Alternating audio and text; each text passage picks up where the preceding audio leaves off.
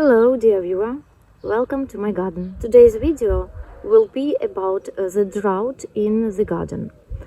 We haven't had any rain for about a month, with the temperatures about 30 every day, and I must confess that my garden is struggling. I had a small supply of water in my rain barrels where I collected rainwater, and I used it for watering roses and tomatoes, and occasionally I watered some perennials which I saw were in very bad conditions and I didn't want to lose them.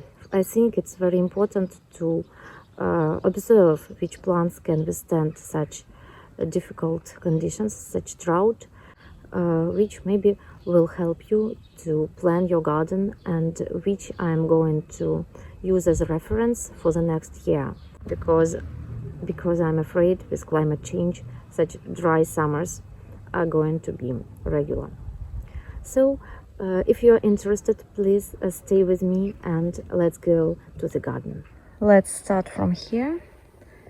This is my vegetable garden. You see tomatoes and courgettes. They are looking tired but green enough. I have watered them. Actually, I think about a week ago they had a drink and they are trying to resist. But I must precise that this bit of the garden is in the afternoon shade, so maybe things are not as bad here as in other corners. You can see my Euphorbia palustris. Here it is. It's not in flower. There is a clump of 3 plants planted together, and it hasn't been watered. Neither has my geranium, Philostemon, and this Achillea Melissa. What I did water though was this Phlox paniculata, and you see little seedlings of Sedalcia. They started fading, so had to be rescued, and I'm afraid my strawberries are looking not at their best. Who knows if they can cope with such harsh conditions. Over here you see my raspberry patch. Here of course the champion was this penstemon. This one, I don't know the variety. It's pink and white. Now it looks more white, but when the temperatures are cooler it is on a pinkier side. My echinacea, these are struggling, and Michaelmas daisies cuttings, I watered them once, and maybe I need to do the same this evening. Salvia caradona, okay, no water. And here are my Verbena bonariensis. Verbena bonariensis are reputed for being very drought resistant, but I must say that some of them are faded in my other border, which is much more drier. Here the soil is more on a heavier side, so I suppose there should be a little bit more moisture in the depth. This penstemon is Penstemon raven, and it's very beautiful. It didn't receive a drop of water and it is flowering beautifully nevertheless. So penstemons are must have, I think, for my dry conditions. This rose, this beautiful rose, is Munstead wood, and of course I watered my roses, I think twice during this dry period, and yes, flowers are scorched, but the plant hopefully will be okay.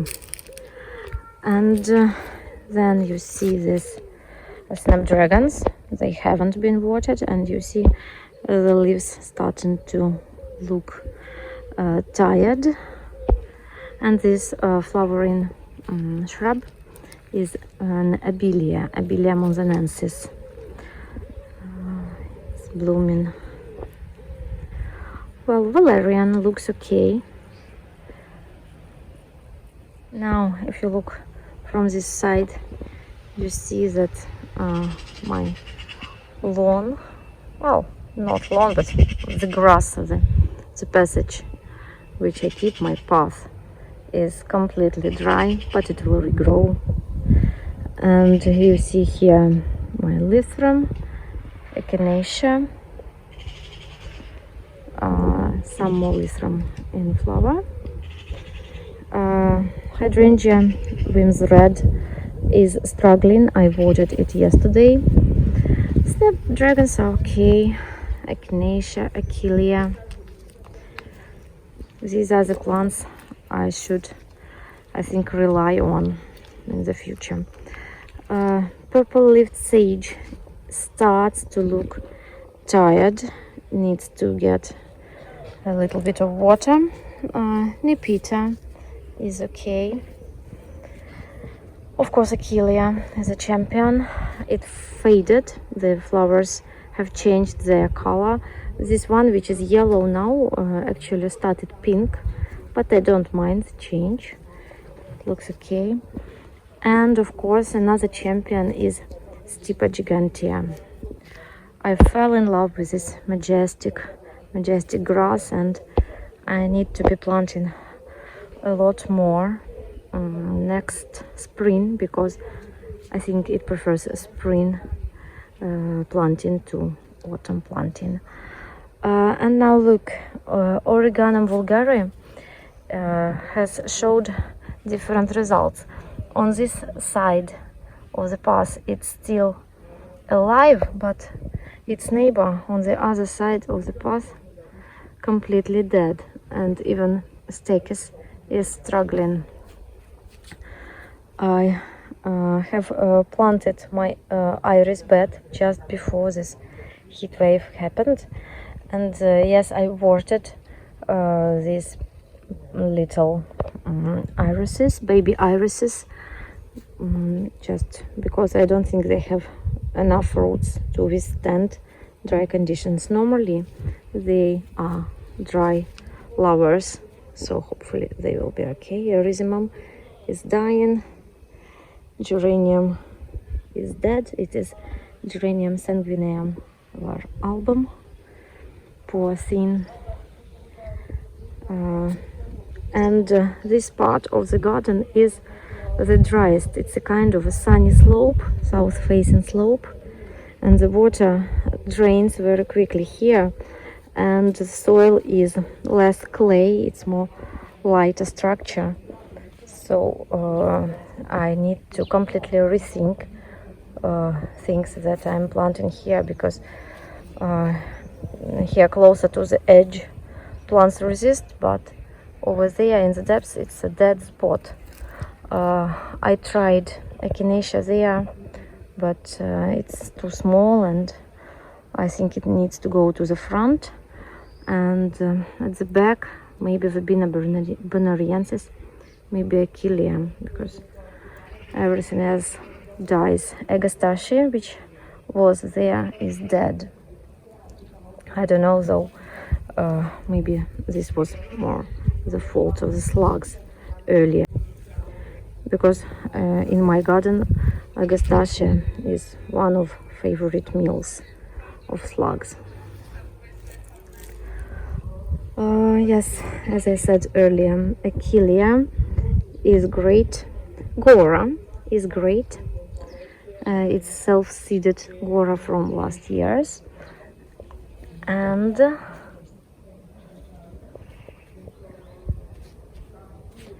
actually sedum matrona is okay and even going to flower.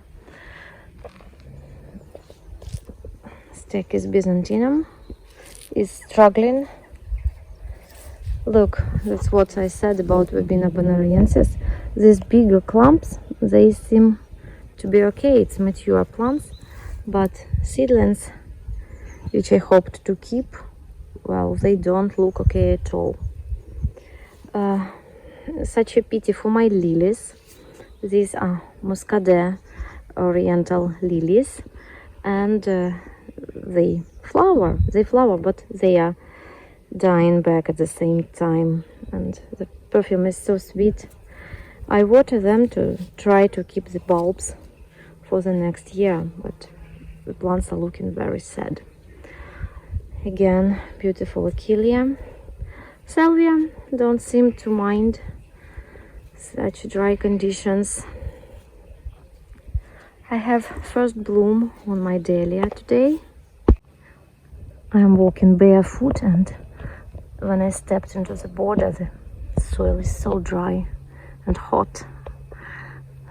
So this is dahlia, maybe I think Arabian Night, but the flower is very small, and no wonder, because such difficult conditions. But I think I mixed the labels, and I wanted to plant Silver Years dahlia, the white one, in this border, but by mistake it turns out to be dark red. I like the color, but it's not what I wanted in this border. Clematis Prince Charles is trying to resist. It was watered a little bit earlier, and actually you see Cosmos. I think it's apricot lemonade, my Cosmos from my seeds which I gathered last year. Very nice variety. Pulsatilla vulgaris looks not okay, but hopefully will survive, and I gave it a water maybe 2 days ago. Again, my lilies, poor things. The peonies look okay. Well, I know they are very resilient plants. This one was watered. There are some that burned, and maybe this one needs to be watered tonight. My roses are still flowering. Silas Marana, the flowers are so small and scorched, but still in flower. And you see, what's that? That's Wallerton Old Hall. Wallerton Old Hall is in flower. Septile seems not to be affected by the heat, and Desdemona is looking okay.